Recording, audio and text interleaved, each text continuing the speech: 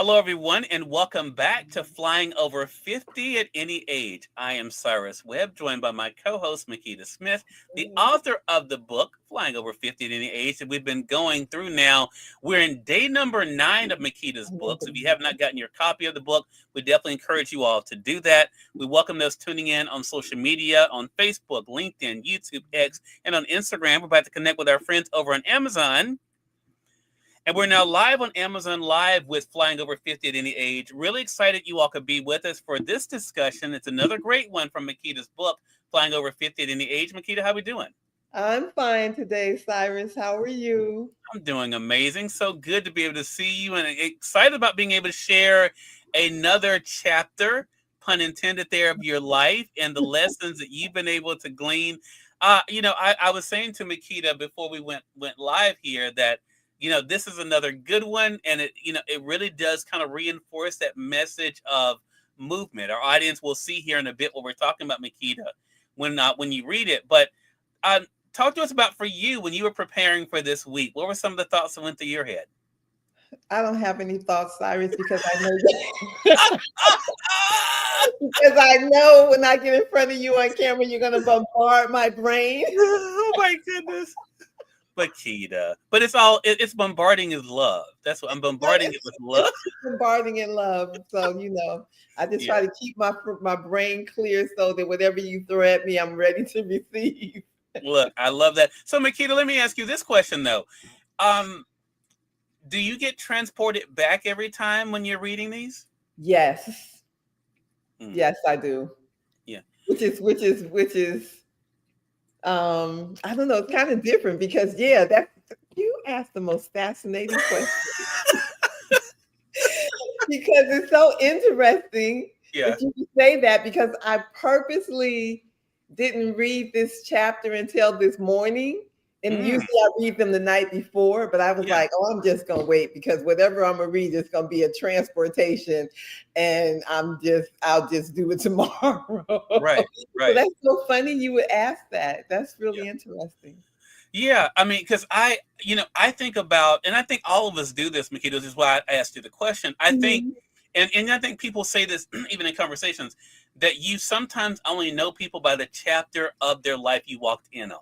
And all of this happened before I knew you.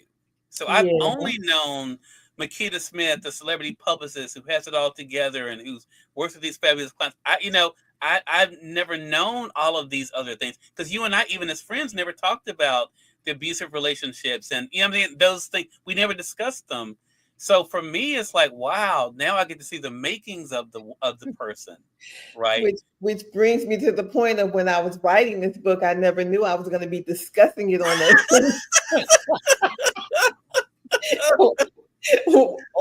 a live weekly platform. It probably would have informed how I was writing it. Isn't it great then you didn't know that? It sure is.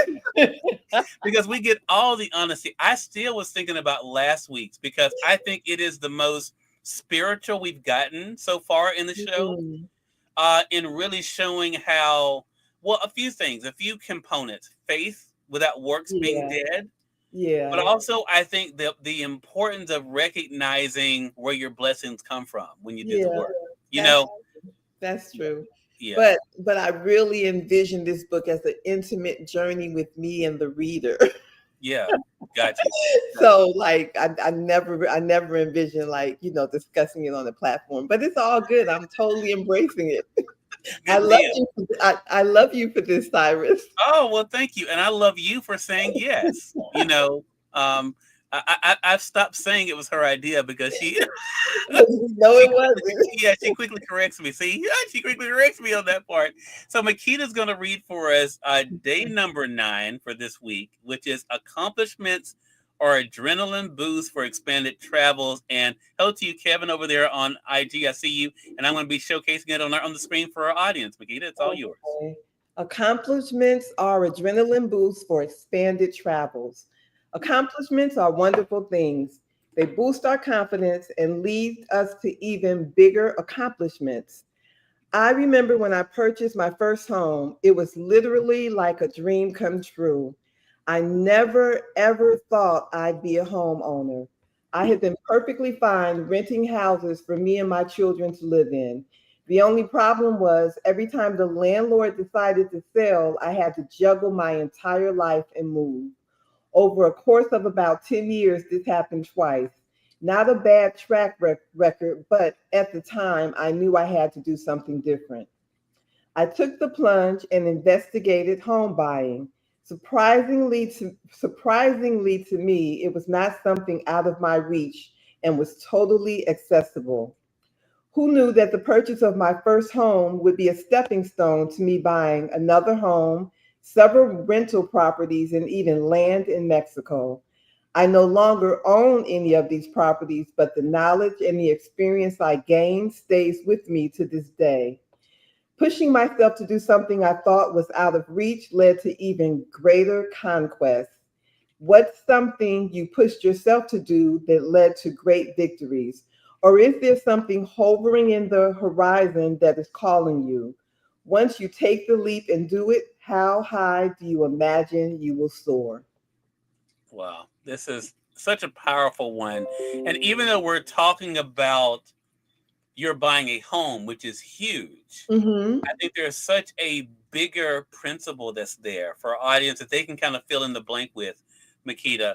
I know for myself, as I was reading it, I thought, okay, this could be any of those things that some may say is unattainable, that I may think is unattainable. Yeah.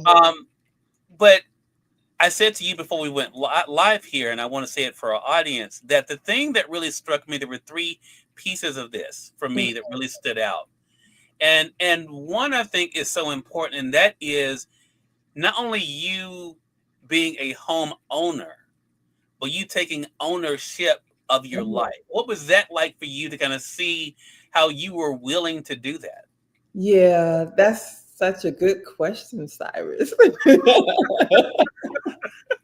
But that's exactly what it was. It was me taking ownership of my life because I literally I just had this block the whole process of buying a home just seemed like literally totally out of my reach. This was like 20, 25 years ago, totally out of my reach. And once I did it and went through the process and conquered it, then I did it again and again and again and again. And it was like, when I think about it, it was amazing because if I had stayed stuck thinking, well, it's not something I can do, so I should just leave it over there, then I never would have went as far as I went with it. Mhm. So yeah, I don't know. Did I answer your question, You Cyrus? did, yeah, you did, and I think that's a big thing for our audience to think about before we get to the questions you ask them. The Mhm. second thing is, and this is something I've been guilty of, Okay. and I've been talking about this more often because I think it's important that everyone knows that everyone struggles with something. Mhm. We allow our fear of the unknown Mm. to stop us, right, Yeah. or to hold us back, or to restrict us. When someone talks about owning a home, that's a big thing. Yeah. And I think for a lot of people, and it would have been for myself included, I would have thought, "Oh no, I can't do that." Now I would have said that without even researching it. Yeah, but Yeah, that's exactly what I was doing. I was saying yeah. it without researching it. Yeah. But I think a lot of us do that with our lives. We say, Yeah. "No, I can't write that book. I Yeah. can't record that song. I can't do," without even thinking about, okay, maybe it's not as big or as scary as we make it out. What was it like Yeah. for you to do as you say in this chapter? I love the wording, take the plunge. What was it like for you to take the plunge? You gave me a thought. I want to I want to harp on before I Yeah, forget it. sure. Yeah. I think we use fear to block us instead of to motivate us. So if we Hmm. can switch the way our brains think Hmm. and use fear as a motivator instead of a blocker, then that would push us toward achieving our blessings. Yeah. So even back then, I had this huge fear of home ownership because it was like, well, the paperwork, the finances, the actual taking care of the home. It was so many fear bubbles around me that I was just like, oh, I'll leave it alone until I was forced into a position where I felt like I had to face my fears. Yeah. So in terms of what you were saying, and in terms of what the audience can maybe the listeners can take from this is, when you recognize you're dealing with fear, consciously, look at how you're dealing with that fear. Are you looking at it as a block, or are you looking at it as a motivator? Yeah. And I think that's what helps us to keep continuing to take the next step, to take the next step, to take the next step, and conquering our fears. Yeah. Yeah. I had this thought in my mind mentally, Makeda, when I was preparing for today. Uh-huh. An interesting dichotomy that fear imprisons, but action liberates. Yes, exactly. And that's exactly what you shared in this chapter. Yeah. There was the thought of, can I do this? And then realizing that not only could you do it, you could keep doing it. Yeah, Yeah. exactly. What was that like for you when you read it this morning? What was that like for you to think of, that you were not only able to not be stopped by the fear, but to almost be empowered by it? That's interesting too, because that was, I'm sure I've had many lessons, but that was a big lesson for me in terms of how fear can either block or it can motivate. Mm-hmm. And it kind of laid the foundation for how I continue to deal with fear moving into the future. And Yeah. it kind of makes me think about when I started on my pole fitness and dance journey, and it makes me think about one of my teachers in particular.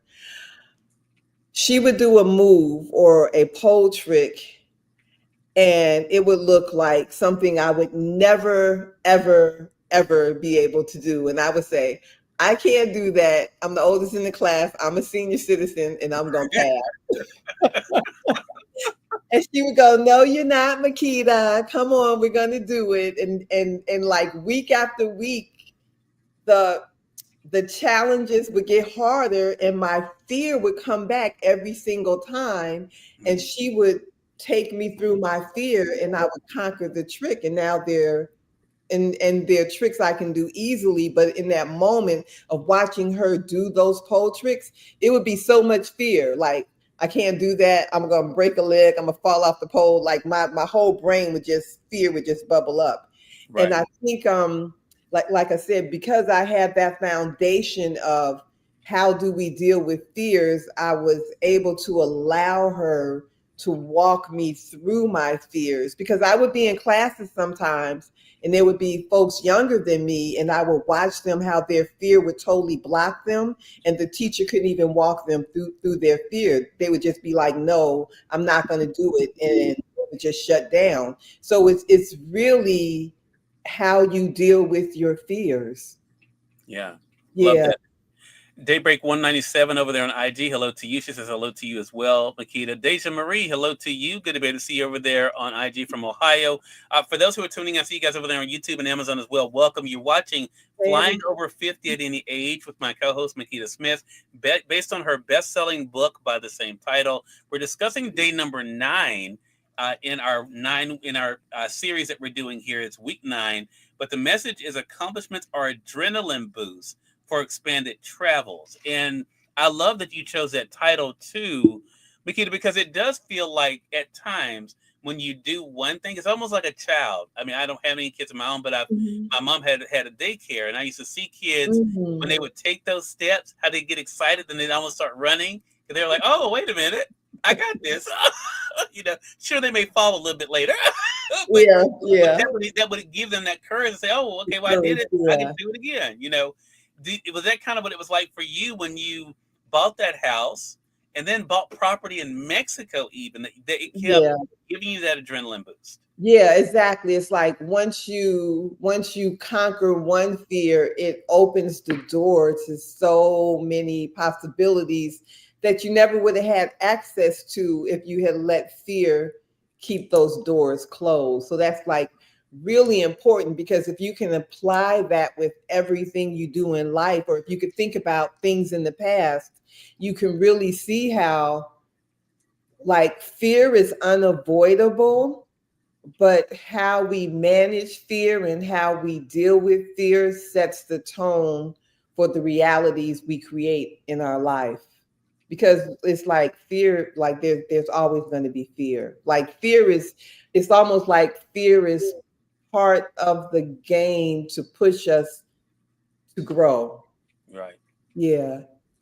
And that brings us to my last point I wanted to ask you about, Makeda. And this is not easy for me to do, and our audience may can relate to this. But I thought about it with this particular message. Because I referenced, and now that I'm thinking about me referencing that child getting up, a lot of times that child has people around them cheering for them, saying, "Yeah, you can do it, little Tommy." You know,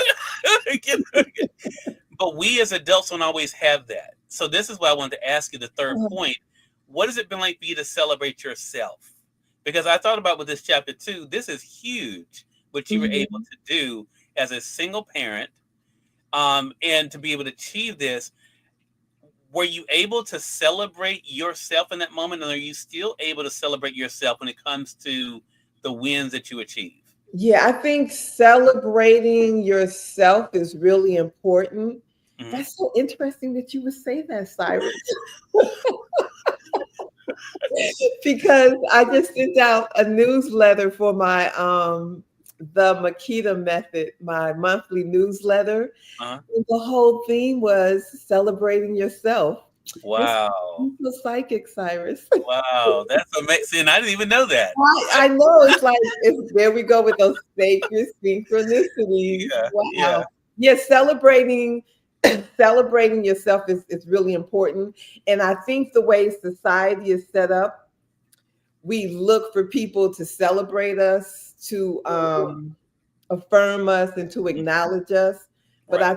I think that really starts with self. And I think if you celebrate yourself and you affirm yourself, it's going to come from other people. But again, it's all about laying those foundations, and the foundation has to be within, and the foundation has to be within yourself. So if you celebrate yourself, it almost doesn't even matter whether anyone else celebrates you, but the energy of you celebrating yourself is going to warrant other people celebrating you.